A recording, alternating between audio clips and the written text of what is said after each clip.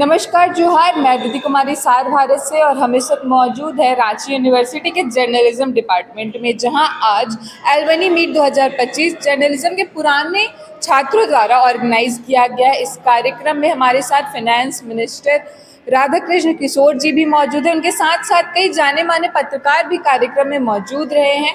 चलिए अंदर जाते हैं, कार्यक्रम में जानने की कोशिश करते हैं कि क्या चल रहा है, क्या इस कार्यक्रम का उद्देश्य है और इससे बच्चों पर क्या प्रभाव पड़ेगा, जर्नलिज्म में आने वाले जो छात्र उन पर क्या प्रभाव पड़ेगा। चलिए जाते हैं और जानने की कोशिश करते हैं। मैं समझ नहीं पा रहा हूँ कि मैं अपनी बात कहाँ से प्रारंभ करूँ, लेकिन ऑलरेडी संजय द्विवेदी जी के ही बात से प्रारंभ करता हूँ। आपने कहा कि आप पहले मंत्री आपने देखा है।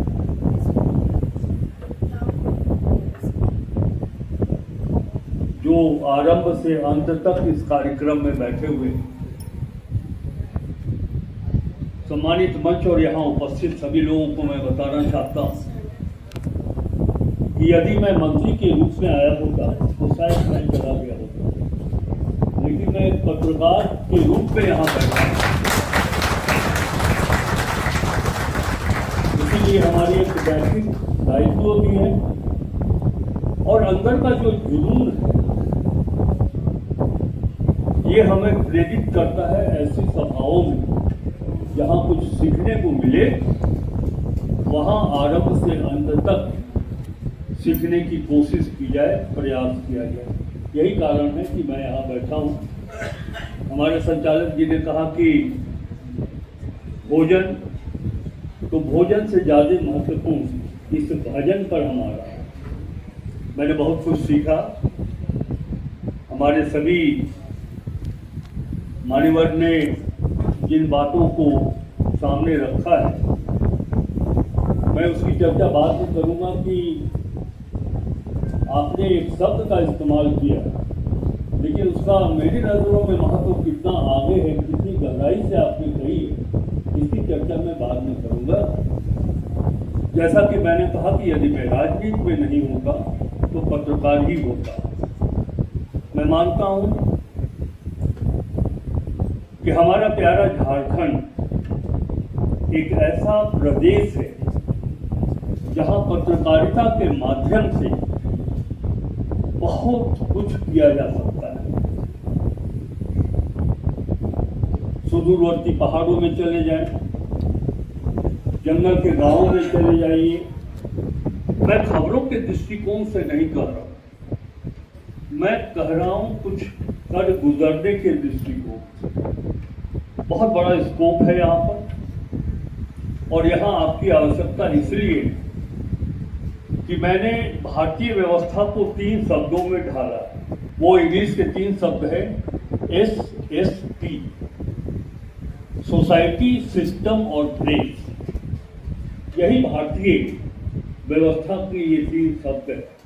समाज, प्रणाली जो तंत्र काम करता है समाज के लिए, और दोनों के ऊपर जो निगरानी रखता है उसको प्रेस कहते हैं।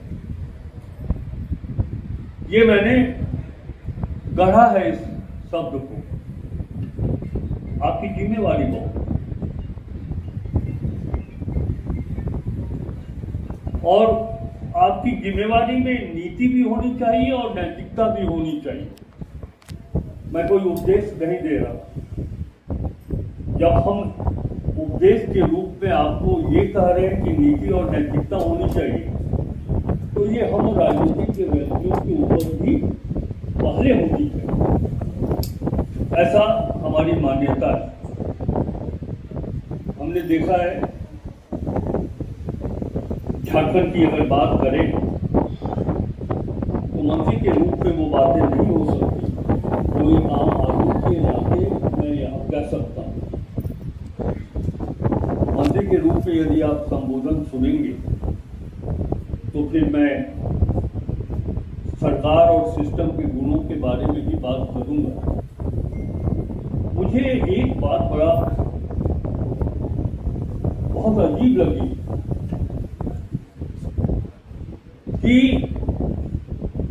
हमारे वक्ताओं ने कहा, एक वक्ता, संभवतः आपने ही कहा इस बात या किसी अन्य हमारे सम्मानित वक्ता ने कहा है कि यह फैकल्टी इसलिए आगे जा रहा है कि सरकार का हस्तक्षेप नहीं।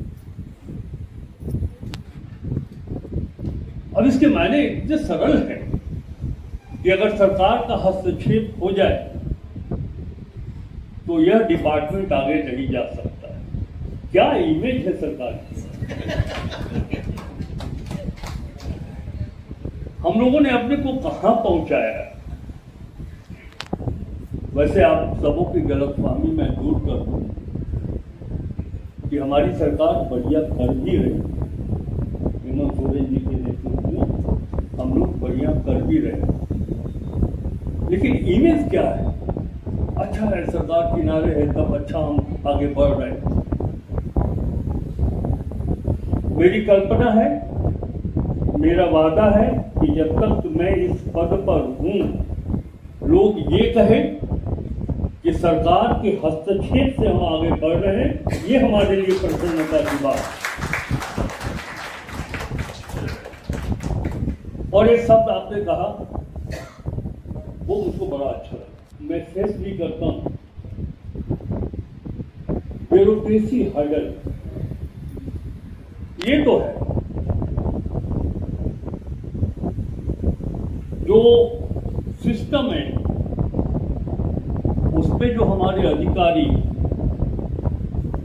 देखिए हर क्षेत्र में अच्छे बुरे लोग, चाहे वो राजनीति हो, अधिकारियों का वो सेक्टर हो, एडवोकेट हो, डॉक्टर हो, हर जगह अच्छे लोग हैं, तो बुरे लोग भी दिखाई पड़ते हैं। ये कैसे नियंत्रित होगा ये समझने की बात है, और ये इस बात की जिम्मेवारी आपको निभानी। कोई साधारण क्षेत्र से आप नहीं आ रहे। मैंने प्रारंभ में ही कहा कि सोसाइटी और सिस्टम दोनों पर नजर रखने की जिम्मेवारी आपके ऊपर है। हमारे साथ इस 2025 एलुमनी मीट कार्यक्रम में मौजूद हैं आरजे फरजान। चलिए इनसे बात करते हैं, जानने की कोशिश करते हैं कि क्या अनुभव रहा। इन्हें आज सम्मानित भी किया गया है, चलिए बात करते हैं।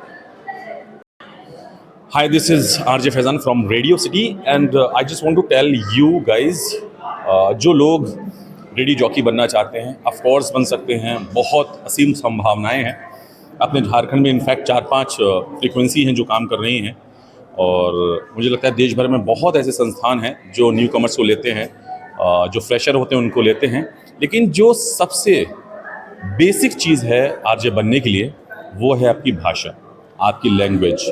आपकी लैंग्वेज अगर ठीक है, आपकी ज़बान साफ़ है, तो ऑफ कोर्स आप रेडियो जॉकी बन सकते हैं। तो सबसे पहली जो बुनियादी चीज़ है वो होती है लैंग्वेज। आप जिस संस्थान से पढ़े हैं और आपको वो संस्थान पहचाने, और उसके बाद अगर आपने कुछ किया है और उसके बाद वो सम्मान मिले और आपको ये लगता हो कि शायद आपने अभी वो मुकाम हासिल नहीं किया है जब आपको सम्मान मिलना चाहिए, लेकिन डिपार्टमेंट आपको उस आपके काम को सराहा रहा हो और आपको सम्मानित कर रहा हो, तो इससे ज़्यादा फ़ख्र की बात कुछ और नहीं हो सकती है। आपको क्या लगता है जर्नलिज्म और मीडिया क्या प्रभाव डालता है आम लोगों पर, और इससे क्या बदलाव आ सकता है, क्या जागरूकता आ सकती है? देखिए, जर्नलिज्म, पत्रकारिता एक ऐसा सब्जेक्ट है, एक ऐसा वाइड सब्जेक्ट है, जितना उसको अंदर से समझा जाए, जितना गहराई से समझा जाए, वो बहुत इम्पॉर्टेंट है। लेकिन आज के परिवेश में या जिस समाज में हम रह रहे हैं, उसमें कहीं ना कहीं पत्रकारिता को दूसरे एंगल से भी लिया जाता है। अब मैं बहुत ज़्यादा ब्लंटली बोल रहा हूँ कि जो सरकारें आती हैं, सरकारों ने पत्रकारिता को अपने हिसाब से मोड़ दिया है। तो शुक्रगुजार हूँ ऊपर वाले का, या मेरा मेहनत, या जो मैंने किया, मैंने रेडियो ज्वाइन किया। रेडियो में हम पर किसी चीज़ का प्रभाव नहीं है, हम एंटरटेनमेंट की तरफ बात करते हैं। हम कभी भी सरकार पर बात नहीं करते, हम पॉलिटिकल कोई न्यूज़ नहीं देते, कुछ नहीं देते हैं। लेकिन जो मीडिया जो पॉलिटिकल न्यूज़ बताती है, मुझे लगता है कि कहीं ना कहीं इंक्लाइनेशन बहुत ज़्यादा है। क्या प्रभाव पड़ता है लोगों पर जब आप कुछ बताते हैं, लोगों को कुछ जानकारी देते हैं या कुछ एंटरटेनमेंट, उसका रिप्लाई भी आता होगा। ऐसा कोई आप हमारे साथ अपना किस्सा बताइए जिसके वजह से किसी लोग को कुछ प्रभाव पड़ा हो, कुछ अच्छा हुआ हो या कोई ऐसी कहानी। ये 2017-18 की बात है। मैंने 2016 में रेडियो ज्वाइन किया था, and at that point of time I was the part of Radio Dhoom, and I was doing the night show which comes every day 8 to 11. तो रात में मैं थोड़ा सा इश्क मोहब्बत दिल की बातें करता था। तो एक कोई लिसनर थी जमशेदपुर की, उन्होंने सुना मुझे, पता नहीं मेरी स्टोरी में या मेरी कहानी में, मेरी बातों में उनको क्या फ़ील हुआ। एक्चुअली उनके साथ धोखा हुआ था, उनके हस्बैंड ने उनको धोखा चीट किया था, फिर हस्बैंड गुजर भी गए। उसके बाद वो अकेली पड़ गई थी और 2 बच्चों का एक बोझ भी था उनके पास। तो वो भी चाह रही थी कि मैं भी इस दुनिया से मुक्ति पा लूँ और निकल जाऊँ। उन्होंने मुझे सुना, उनको हिम्मत मिली, उन्होंने मुझे सोशल मीडिया पर कांटेक्ट किया, मैंने उनको समझाया किया, और आज वो अच्छी जॉब कर रही हैं, बच्चे अच्छा पढ़ाई कर रहे हैं, सक्सेस हो गए, बेटी की इनफैक्ट शादी भी हो गई। तो मुझे लगता है कि कहीं ना कहीं उसका इम्पैक्ट पड़ता ही है जब आप कुछ अच्छा करते हैं और अच्छा करने की कुछ एक अच्छा मैसेज सोसाइटी में देते हैं। बड़ी अच्छी बात कही आपने। जर्नलिज्म और मीडिया के फील्ड में क्या ऐसा नया कुछ होना चाहिए आपके विचार से जो काफ़ी प्रभाव पड़े? देखिए, एक्सेस बड़ी ईज़ी होना चाहिए। एक्सेस अगर ईज़ी होगा, अगर मान लीजिए मेन रोड में हम पुरानी बातें पढ़ते आए हैं कि अगर कुत्ते ने इंसान को काटा वो खबर नहीं है, अगर इंसान ने कुत्ते को काटा ये खबर है। अगर हम इसी के पीछे भागते रहेंगे, यही अगर एंगल देखते रहेंगे कि जब तक 2 समुदाय आपस में लड़ेंगे नहीं, जब तक वो खबर अगर हम नहीं परोसेंगे तब तक उसको खबर नहीं माना जाता है। संवाद का मतलब ये होता है, संचार का मतलब ये होता है कि आप अच्छी बातें भी वहाँ तक पहुँचाएं जहाँ पर संवाद हो, या फिर आप समाज के उस तबके को टच करें जिनको ज़रूरत है। आप कुछ अच्छा बेहतर कर रहे हैं और उनको पता ही नहीं है कि क्या हो रहा है हमारे समाज में। पत्रकारिता का मतलब ये है, मीडिया का मतलब ये है कि मीडिया एक माध्यम है, मीडियम है। तो मीडिया माध्यम वहाँ तक पहुँचे जहाँ तक लोग उसको चाह रहे हों, जहाँ तक इन्फॉर्मेशन पहुँचानी चाहिए। धन्यवाद।